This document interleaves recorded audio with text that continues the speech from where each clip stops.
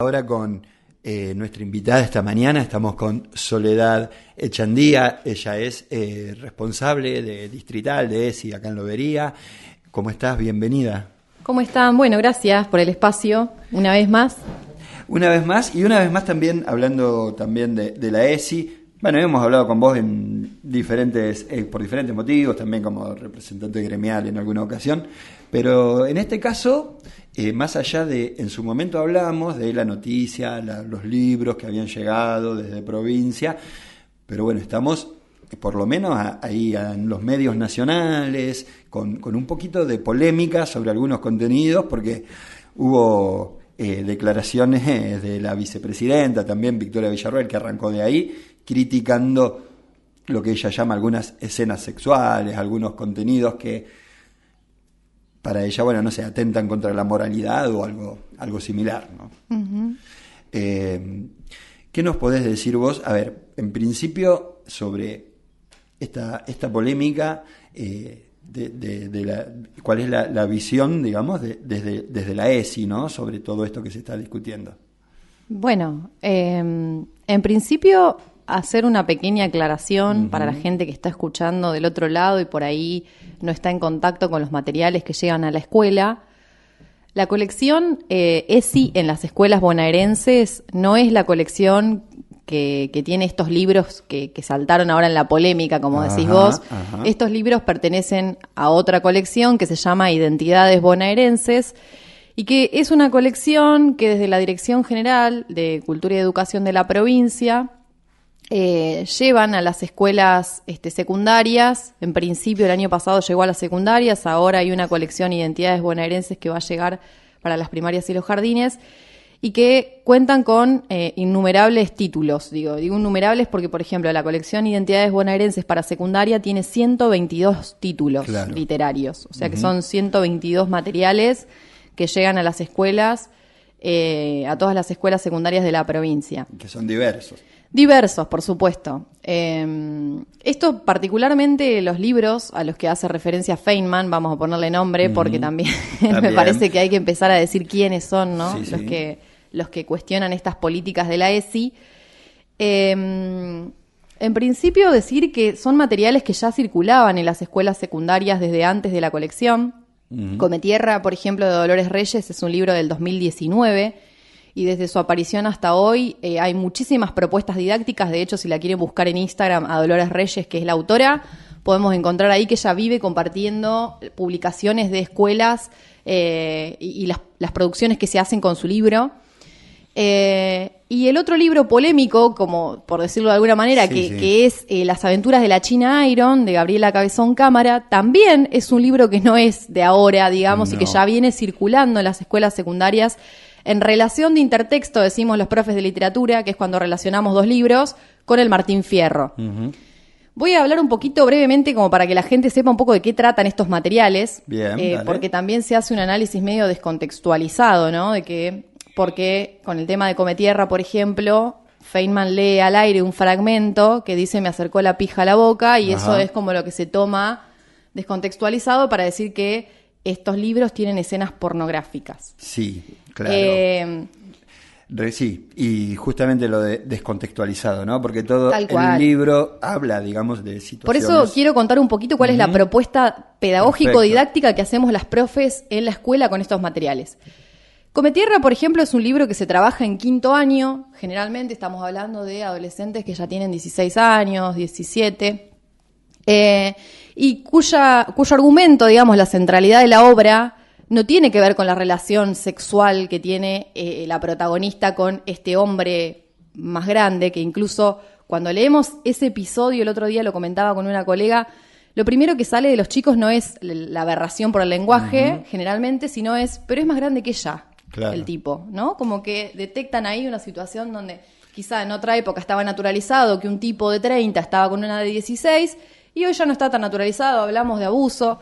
Entonces es una puerta para habilitar un tema y visibilizar cómo es este tema del abuso a los menores y las menores. Pero más allá de eso, nosotros trabajamos con el propósito en el marco de lo que nosotros en literatura trabajamos como cosmovisión fantástica o mítica, La protagonista es una persona que tiene visiones, ¿no? Ella come tierra, por eso el título. Y eso, cuando ella mastica la tierra, puede ver algunas cosas que suceden. El argumento central de esta novela es que la protagonista busca dónde está su maestra, que fue asesinada por su novio y desaparecida, ¿no? Porque el tipo la descuartiza, la deja en un basural.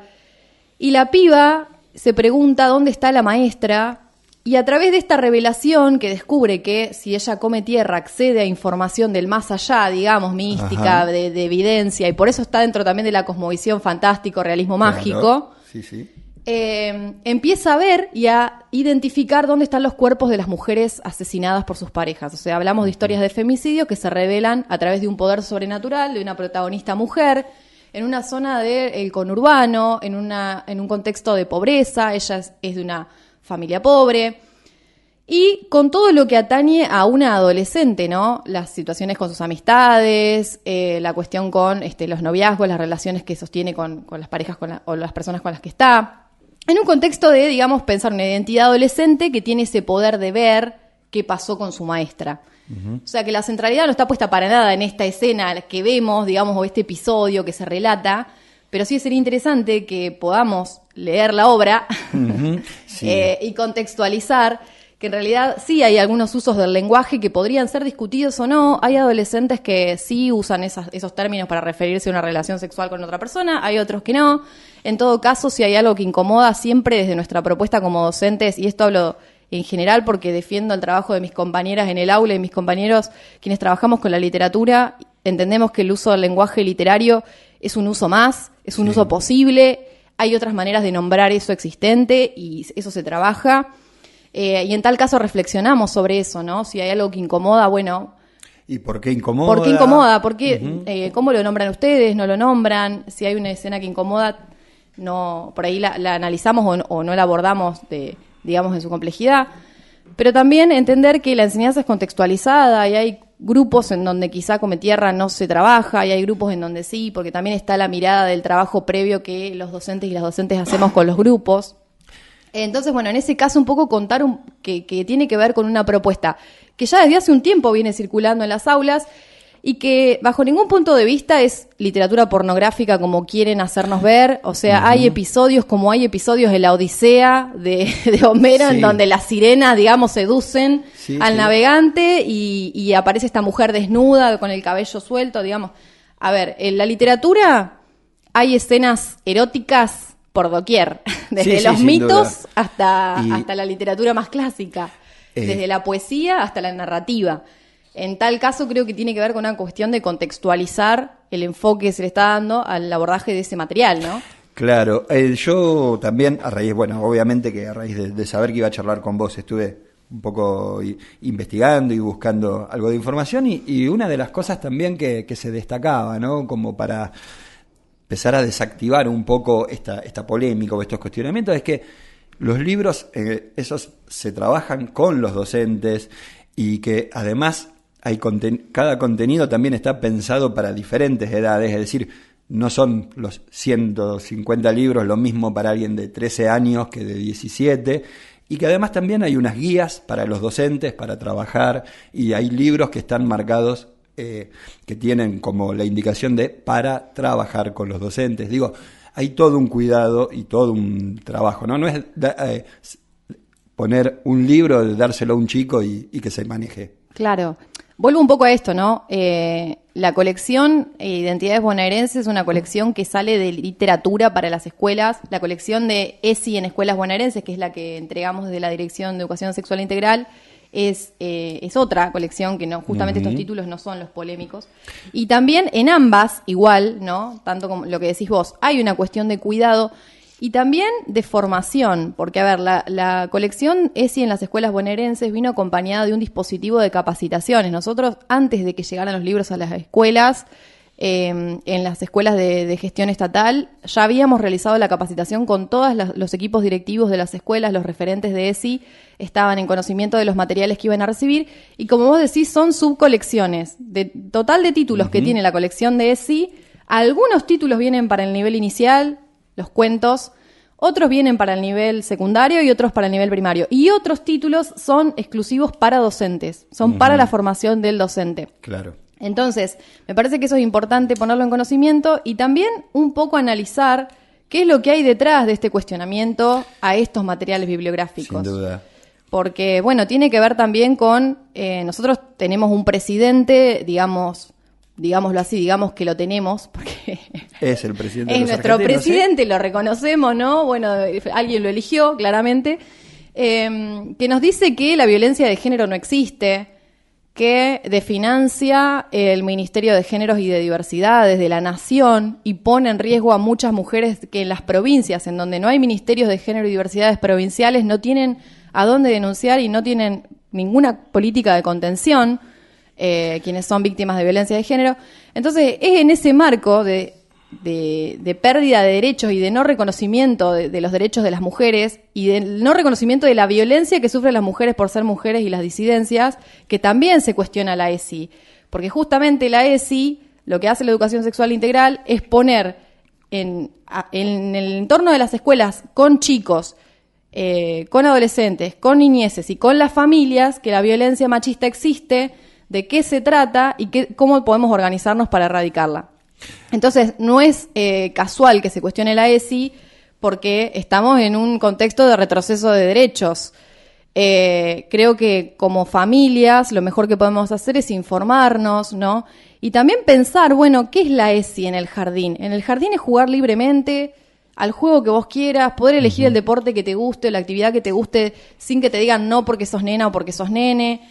Es vivir una vida libre de violencias. Entonces me parece que en ese marco tenemos que contextualizar estos materiales también, ¿no? Estos materiales, tanto de la colección Identidades Bonaerenses como de la colección de ESI, nos invitan a pensar vidas más dignas, libres de violencias y desde asumiendo las identidades que sentimos ser y asumiendo los roles que sentimos cumplir. Así que me parece que esa es la apuesta de los materiales, de las dos colecciones, de la de ESI y de la de Identidades, y que no es casual que vayan por ellos, digo. Sin duda, Sole. Ya, la verdad que creo que es un buen resumen, ¿no? Una buena imagen por ahí de lo que estaba pasando y de lo que realmente sucede con los libros. Yo por ahí, como cierre, por ahí quería preguntarte... cuando trabajan estos libros con los chicos, justamente, o con los adolescentes, que son quienes están en contacto realmente y que conocen el material y saben cómo se trabaja, ¿cómo es la respuesta en general? Digo, ¿hay interés y despierta reflexiones o hay como cierta dificultad para abordar algunos temas? Voy a hablar de mi experiencia personal acá. ¿Por qué no? Yo he trabajado con las aventuras de la China Iron, de Gabriela Cabezón Cámara, que es otro de los cuestionados. En este libro lo que se propone es pensar que en el Martín Fierro tradicional, la China no tenía ni nombre, ¿no? Claro. Es la mujer de fierro, le decimos la China, no tiene ni nombre. Y eso es un poco la historia que recupera Gabriela Cabezón Cámara en Las aventuras de la China Iron, que es la China Fierro, Iron, ¿no? En inglés. Uh-huh. Ella descubre en esta novela que ha sido entregada a los 13 años a un gaucho sin desear ir con él, que fue inmediatamente madre, que luego le toca hacerse cargo de sus hijos cuando Fierro se va a la frontera, ¿no? Uh-huh. Bueno, toda la historia del Martín Fierro, pero contada desde la perspectiva de la mujer, claro. Cómo hubiera sido esa perspectiva de esa mujer, qué deseos hubiera tenido, qué le hubiera gustado hacer, cómo se hubiera proyectado en la vida si hubiera tenido posibilidades, que hablamos del siglo XIX, ¿no? Ese siglo sí, claro. De la gauchesca en donde la mujer, posibilidades de independencia. Claro, de ser la mujer de fierro y criar hijos. Entonces, me parece que es una apuesta interesante para pensar, bueno, ¿qué pasaba con la mujer en ese momento y qué pasa hoy? ¿Hay continuidades, no hay continuidades? ¿Cómo vivimos nosotros las relaciones heterosexuales, donde hay un hombre y una mujer? ¿Qué rol tiene la mujer en ese lugar, en la familia, no? Y los adolescentes, la verdad que la tienen mucho más clara en un montón de cuestiones que abren la cabeza, que te enseñan, incluso nos enseñan a los profes y las profes, bueno, pero a pensar en contexto, ¿no? Esta historia de la China, por ejemplo, pero también pensar que hoy siguen pasando esas cosas. Uh-huh. que aunque, no sé, estamos hablando de ya 2 siglos de distancia del Martín Fierro, sigue pasando que hay chicos que les dicen a las chicas qué ropa se tienen que poner para salir, o que sigue pasando que tengan la contraseña de tu Instagram como una forma de saber con quién te hablas y con quién no. Entonces hay ciertos patrones de esta violencia estructural del machismo. Ellos identifican eso trabajando el libro. Sí, algunas sí, otros no, porque también no es un proceso lineal. Sin duda. Se trata de desnaturalizar hábitos y prácticas y no es tan sencillo. Uh-huh. Pero sí que hay algunas voces dentro de los adolescentes que hacen pensar a otros que por ahí que no han visibilizado algunas cuestiones. Y la verdad que la respuesta es esa, creo, que es desde la reflexión, es desde, che, qué bueno que pensamos esto. Las producciones que han realizado siempre son súper interesantes, se han recorrido las muestras distritales que están sucediendo en estos días. Vemos que hay folletos que hablan sobre la violencia de género, que hay promoción de la línea 144 desde las escuelas, que se trabaja mucho desde la ESI, la prevención de las violencias. Y creo que estos textos literarios justamente que estamos nombrando apuntan a eso, ¿no? A visibilizar las violencias, además de trabajar contenidos específicos de la literatura, como puede ser en este caso la épica, la idea de héroe, claro, la idea de héroe nacional, bueno, y los roles de género en torno a esa idea de héroe.